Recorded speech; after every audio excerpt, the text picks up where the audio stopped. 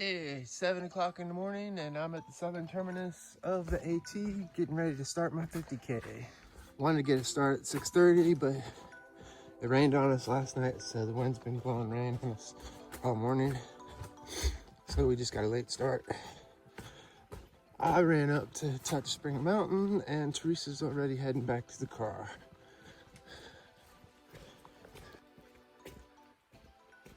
So far, smooth sailing. Nice little shelter here. Got a bear box. Plenty of campsites. Looks like a lofted. Pretty cool. It's a crazy little water crossing.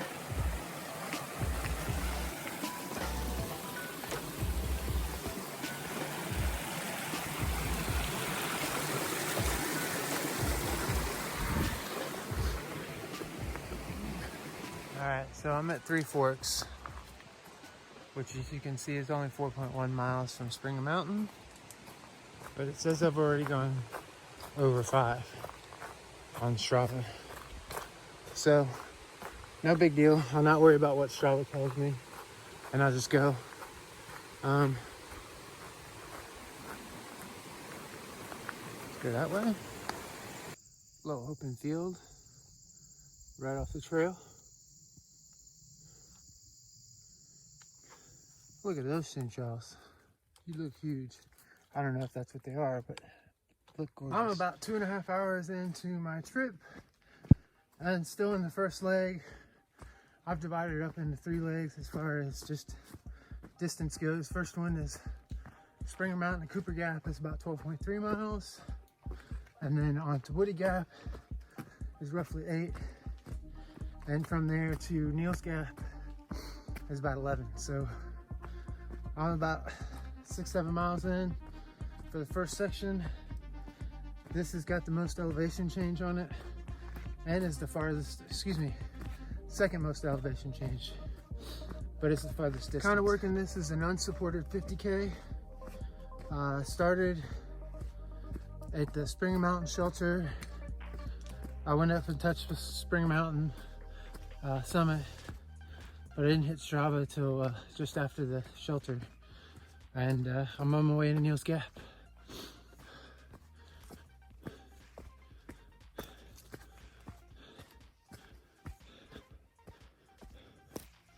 Next major stop should be Hawk Mountain shelter or campsite, I'm not sure which.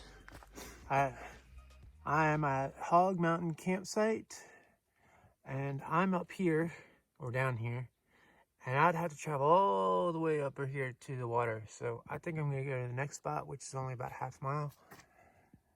And yeah, see how we go there. All right, this is what I use for my water source. Put my water right underneath that leaf, filled that up. It's enough of a trickle to get water out of. It worked well. Of course, minutes after I fill up after that little tiny flow, I get a nice flowing stream. No big deal.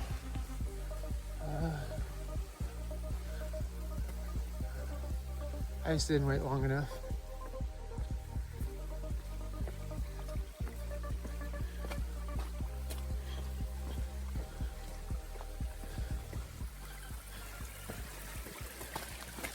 Whoop.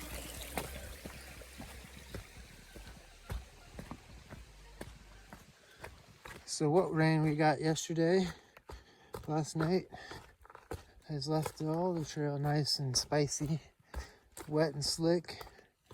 It's humid out. Still a nice, decent fog out in the woods. I'm imagining it'll start to burn off as I get closer to Woody Gap and that noon hour. It's about 10 o'clock now, good after. Feeling great. I've been at it for a little over 3 hours, and I'm just over 8 miles in. Walking through High Tower Gap. Just had a car go through. interconnection of a nice couple of Forest Service roads.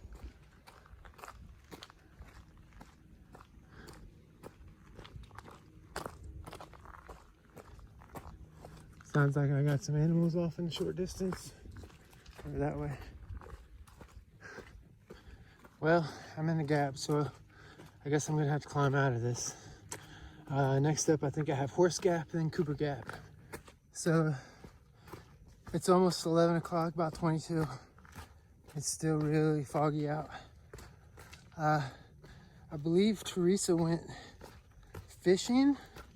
She may have also gone hiking, but I would imagine this fog is good for fishing. Set nice shadows over the whole stream so that she wouldn't cast one. Sounds like I'm coming up on the Forest Service road that goes into Cooper Gap. There's definitely a vehicle. Look at this cool campsite. Use that rock as a fire ring. Camp up here. Good looking view. I would say put your tent there. Decent spot for a hammock or two. So far, this is about the best view I've gotten.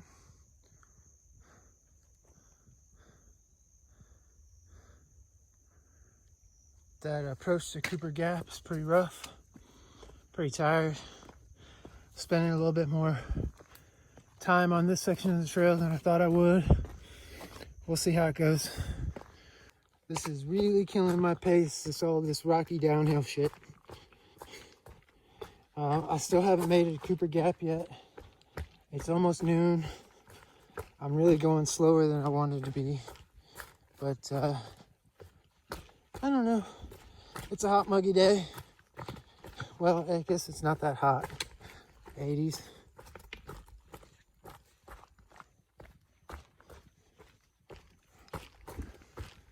It's a little afternoon, and I've started the second section of my run. I got roughly 8 miles to Woody Gap. I'd like to do it in about 2.5 hours. When I ran this section back earlier this year, I think I covered it in about 4.5 hours. I had a 16-mile run. So I'm hoping to get this section done in about 2.5 hours. Make up some time and give me a good amount of time left over for the last section. So we're at Gooch Gap. And I got 4 miles left to Woody Gap. I'm gonna stop here for a quick second. It's about 1:30. I'm way behind. Maybe not way behind, but I'm behind. This is the view. I don't know if I've passed the mountain already or not. I'll look at Guthooks just after. It's a good view. No time to sit and rest. I've used it up on the first section. Excellent. That is the Blood Mountain Wilderness sign, which means I am on my last leg. I have 9 miles to Blood Mountain, 10.8 to Neels Gap, 5.6 to my next water source. All right, Preacher Rock should be in about a mile or so. We'll see what that is, what that looks like real fast, and giddy up. All right, so last section of the trail, I got 4 hours to complete my 12-hour time with 10.8 miles to go. I don't know if that's gonna be possible. There's a lot of elevation on this climb, and well, the good news is the last, I guess, 1.8 miles down is, well, it's down past Blood Mountain. So hardest part is going to be to get to Blood Mountain. If I could do that in 3 hours, that'd be good.